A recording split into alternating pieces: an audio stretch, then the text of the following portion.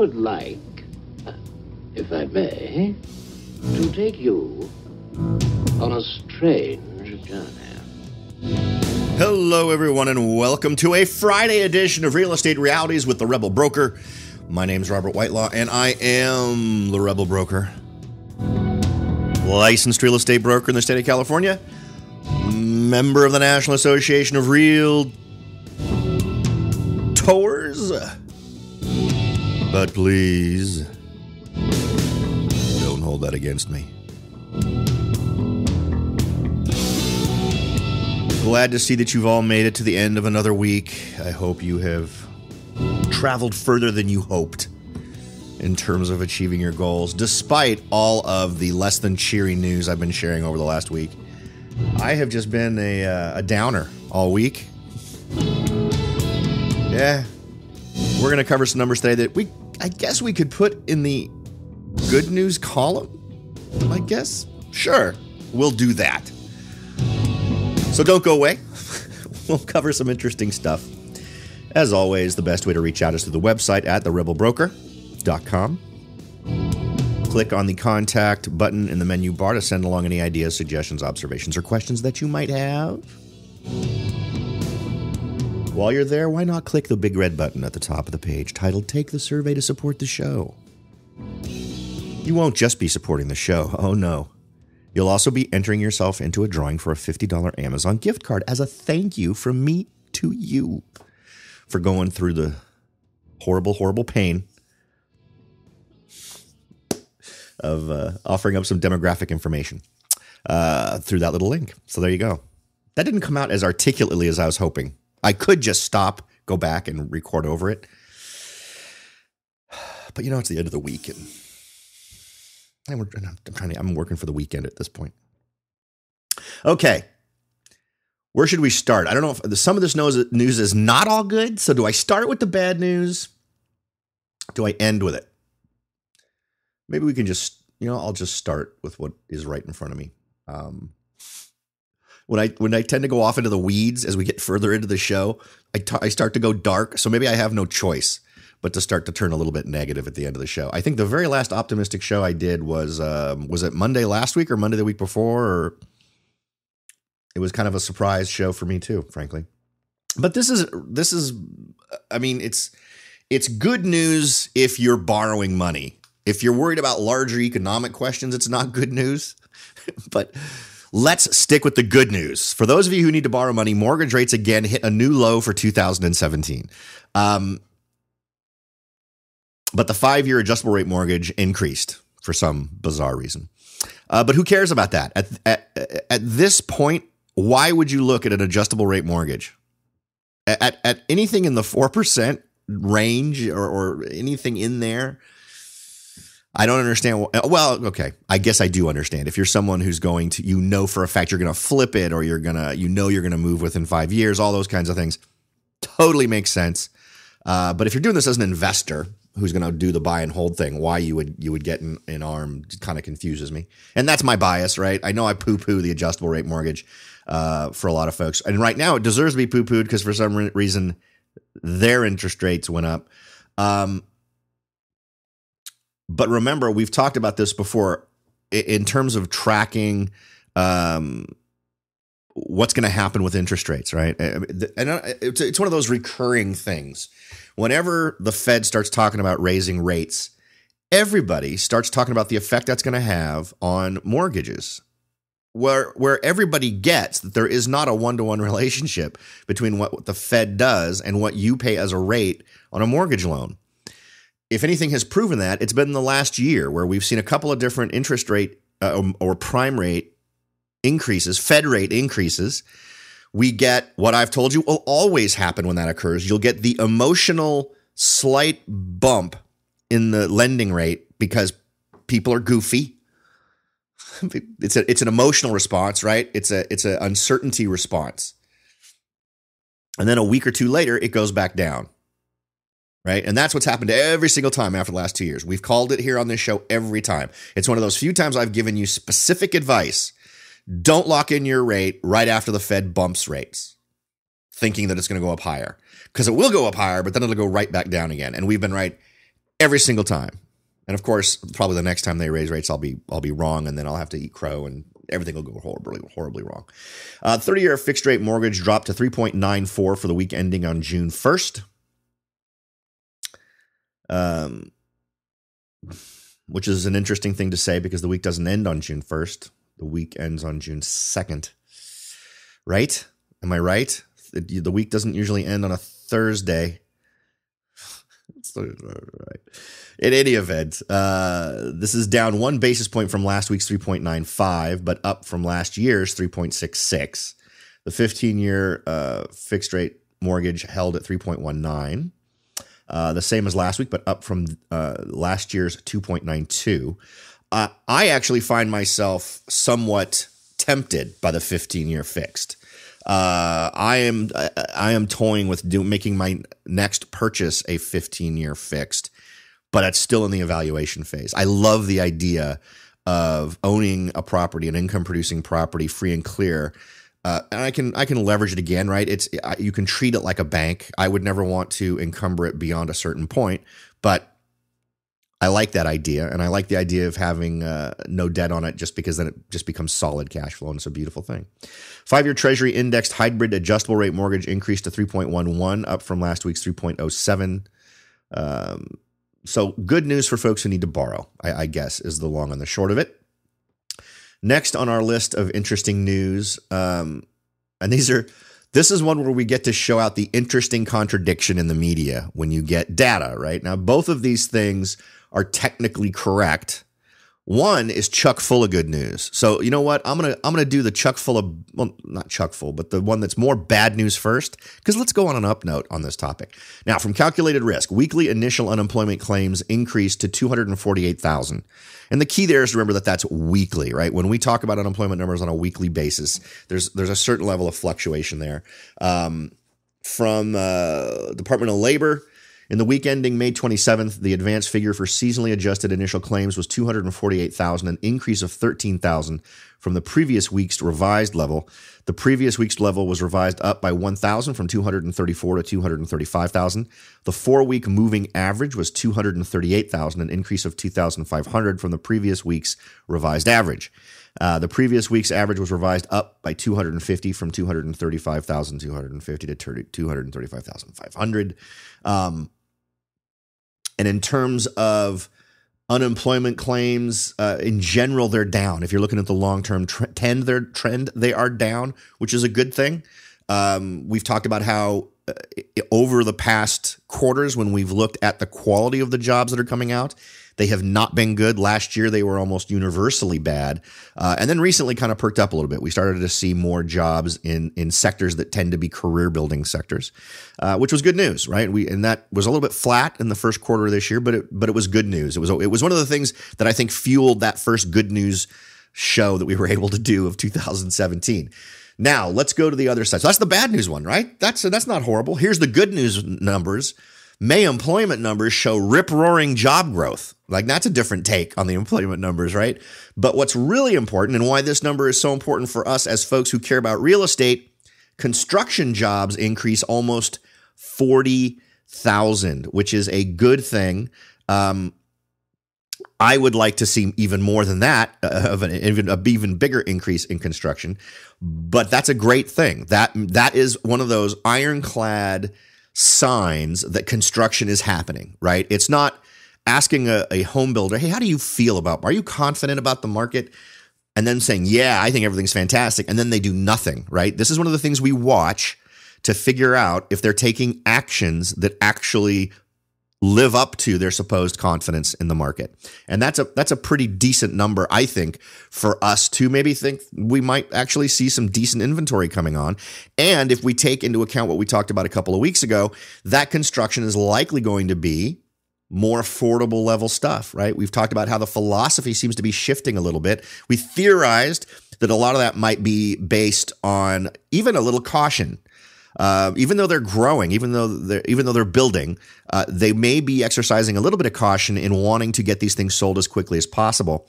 And the way to make that happen is obviously to appeal to the largest group, which is going to be those folks that are more at the entry level. So this is good news in terms of what we might expect in terms of new home construction over the next several quarters.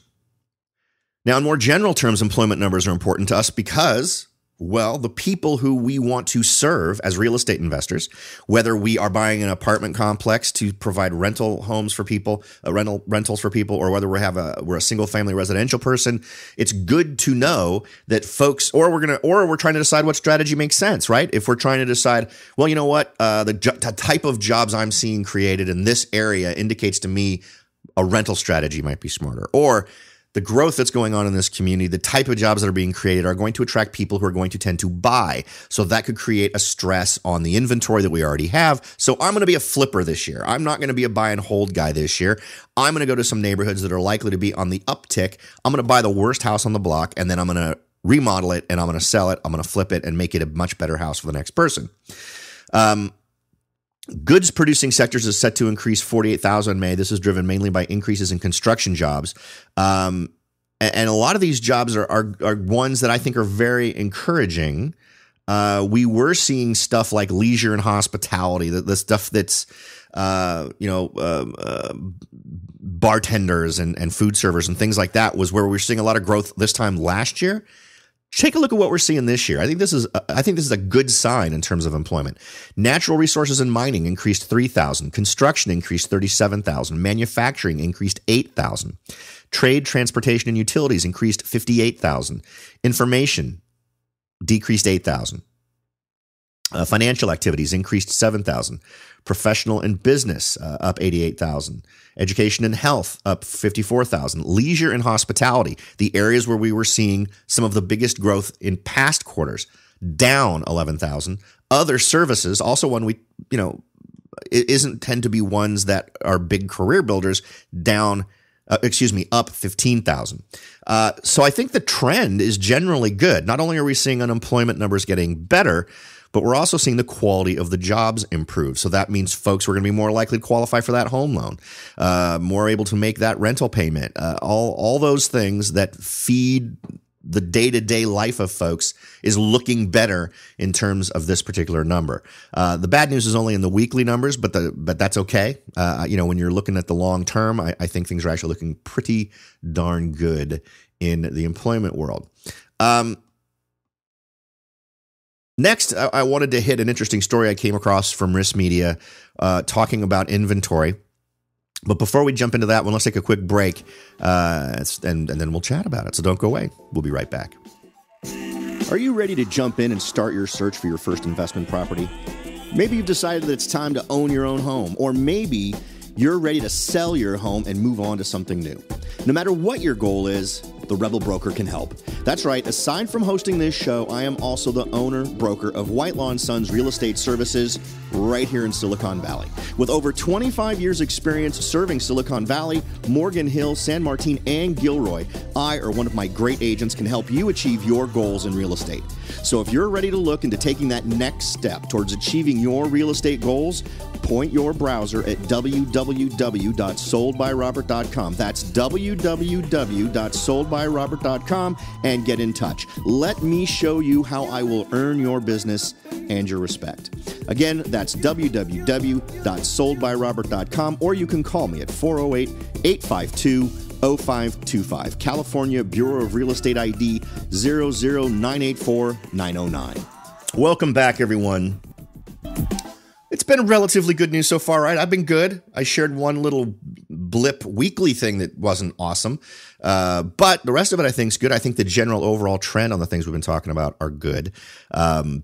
We can debate about whether or not long-term lower rates are a good thing in terms of how much it feeds buying, and whether or not that's a good thing right now. But if you are in a position where you need to borrow money, this is a great time to have to do that. All right, so let's go ahead and talk about the inventory situation through the eyes of Risk Media. They talk about a few interesting things here and give some interesting stats. Now, of course, the argument I've been making is, and one reason why I focus so much on new construction is simply because I can't think of a way to convince sellers that already live in a house to sell it. I've had conversations with folks before where they ask, well, why do you always focus so much on new construction instead of existing homes? And I'm a total fan of existing homes. If we could find a way to motivate sellers to be, or homeowners to become home sellers, I'd be totally down for that. But I just don't see a way to do that. It seems to me that a lot of what is going on as it relates to sellers being unwilling to sell is a huge amount of uncertainty on what's going on. We're not seeing folks moving up in ways they used to. We're not seeing the mobility that we used to in terms of folks moving at a more frequent rate, right? The rule used to be that every 3 to 5 years, the average person would move, and that number seems to be stretching out a bit. So I think all of these things are changing a little. Does it represent a cultural change that could be a long-term thing? I don't know. It seems to me a lot of it is a reaction to what folks have lived through over the last 10 years and what folks are trying to manage now in terms of debt and other things that we've talked about on the show. However, we can create an environment where builders are encouraged to build. First-time home buying is difficult because the supply of single-family homes has decreased for 21 consecutive months. I mean, that's really the only thing you need to hear at this point. While all of these efforts have been putting into increasing the number of buyers out there, the supply of single-family homes has been decreasing for 21 consecutive months. Limited property listings have raised prices so significantly that first-time home, and I'm reading from the article now from Risk Media, and I'll have a link to this article in the show notes for today's show. Limited property listings have raised prices so significantly that first-time buyers cannot participate. Let's see, where's the stats I liked on this one? All right, here we go. Here was the juicy part. Consider in the past 5 years, now remember, we've talked about these numbers that they're going to reference here before. And we talked about numbers going back 10 years. So we talked about, in fact, I think in one show, we talked about how the costs relating to development had gone up since the year 2000. And I think one from the year 2005. And it was ridiculous. I mean, it was beyond 50% increase. It was like doubling of costs and all these other various things. And this is just for the last 5 years. I actually think it would make more sense to do the last 10 since you'd want to compare this to when we were sort of at the peak. But in any event, in the past 5 years, the average regulatory cost to build a single family home have grown by 30%. On average, that represents $84,000. So let's think about that for a second. That is not an amount of money that the builder is paying. Let's be very clear about that. That is an amount of money that the buyer is paying.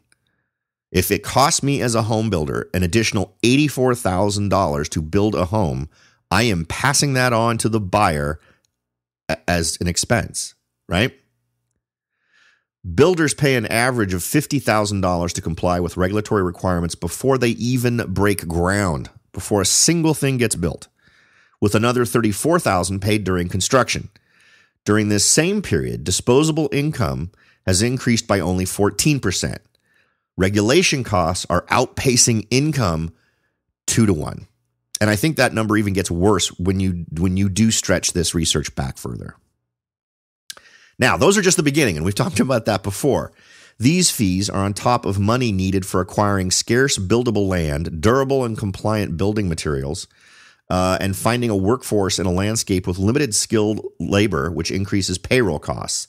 This has made it nearly impossible to build a single-family home that can be sold for less than $300,000, which is out of reach for a large swath of America's population. Now, let's also add into that some areas where you build where in addition to the regulatory costs, in addition to the other costs mentioned here, you also have to pay a bribe to the city or county that you're building in. You're paying all the taxes, you're paying all the usual fees, but then there was a community. We did an article on this we did a show on this about a year and a half ago. There was an LA community that was charging, if you were a developer, they were charging $100,000 per home built as an additional thing above and beyond. Now, this builder was already expected to comply with all existing regulations in the state and the county. And then in addition to that, they were expected to simply cough up for really no definable reason, simply because the local government wanted it, an extra $100,000 per house. And you can bet that in addition to all those extra regulatory costs, and in addition to all the other requirements before they could break ground, the $84,000 we talked about, that this additional $100,000 was absolutely passed on to the buyer. So in a market like that, we would be talking $150,000, $200,000 worth of the cost of the home you just bought is linked with regulations and really bizarre give me your money moves on the part of various local governments. So then they get into a little bit of an interesting discussion of how we got here. And remember, this isn't just since 2007, 2008. I'm not real sure why they're framing it like this, because a lot of the regulatory issues that are affecting us, that are really ruining things for us, have really gotten started in the early 2000s, not just 2007, 2008. But the point they make here is, after the financial crisis of 2007, 2008, regulators and policymakers imposed new capital requirements and restrictions on lenders. This significantly curtailed construction financing by its traditional players, local community banks. Now, 10 years later, we have to help builders more easily secure financing to build new homes for the growing population. We need smarter regulation while being mindful of consumer protections. Local banks are critical for new construction loans. And as they understand their customers, the risks because they are located in the same neighborhoods. But compliance costs at community banks have risen an average of 14% year over year to maintain pace with regulatory demands. This needs to be reevaluated in order for housing to move forward. All right, so their conclusion here and where they pin the blame is a little bit weak, but the point is that there needs to be some sort of regulatory change. Now, what I would ask is, do you believe, as someone who would consume a home, that the rules and regulations that existed in the year 2000 do just fine for you? Do they? Are you saying that the rules and regulations that relate to building a home in 2017 are that much better that it would change your buying habits? Because if it is, you now need to do a search based on a new thing. Because any of you who buy a house that was built before 2005, you're buying something that is only up to the standard of that time. Same goes for the 70s and the 60s. And then we can make the argument there. I've never had a buyer balk at buying a home that was built in the well, okay, with a couple of exceptions. Some folks just really like newer construction. But by and large, 90% of the time, I don't get folks who care about whether or not it was built in the 70s, the 80s, or the 90s. So we have to wonder, what is the value we're getting as consumers of homes for all of these extra costs? And they're invisible to us, right? They're invisible because they're slapped on the builder instead of on you as the direct consumer. But I'm not real sure we're getting the bang for the buck we deserve out of this stuff. I'm relatively convinced we're not. I think a lot of this stuff seems to be pretty goofy. And all it does is limit the number of folks who will want to get into development. This occurs in every industry, right? When you heap regulations on it, and you need to create, when you start a company and you're someone working out of your garage, it's you, it's an architect that you've buddied up with, maybe it's a contractor expert guy, and you're sort of more of a vision investment money guy. Given all of the regulatory requirements involved, that puts the brakes on huge for you when you're trying to start up your company, because suddenly you realize, not only do I need to come up with the capital to build these homes, I need to come up with thousands and potentially tens, maybe even 20s of thousands of dollars to pay someone to make sure I'm in compliance with all these various regulations.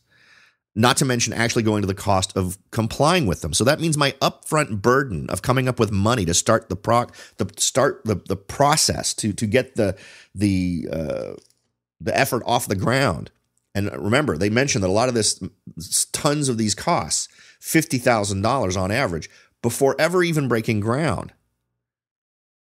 That's a huge blockage. Now, I'm not suggesting we don't have permit requirements and safety requirements. But these regulatory requirements need to be pushed out of the way in order to make your homes more affordable when they're built. You can check it out yourself. Of course, I'll have a link to this in the show notes for today's show, along with everything else we discussed today. And of course, in the spirit of ending on an up note, this is good news, right? People are talking about this. One of the things I was complaining about a little over a year ago was no one was discussing this. Nobody was out there in more broader media outlets talking about this problem. We weren't seeing as many folks focusing on inventory as the problem. We weren't seeing folks focusing on regulatory costs as a barrier to people being able to even build entry-level homes. The fact that people are shining a light on this is fantastic. If we can get this at the front of more people's minds, much better chance it'll get addressed, right? So it's all good news. Welcome to the Good News Friday. I knew I'd figure out a way to end on a high note. All right, folks, I absolutely appreciate you making the show a part of your day. I realize that you have choices to make on how to spend your valuable time, and I am always appreciative of the fact that you choose to spend some of that time with me. And my hope is that in return, you get plenty of value out of the show that helps you make better decisions as it relates to real estate or whatever the heck you're doing with your life. I hope you have a fantastic weekend. Thanks for listening. I'll talk to y'all next time.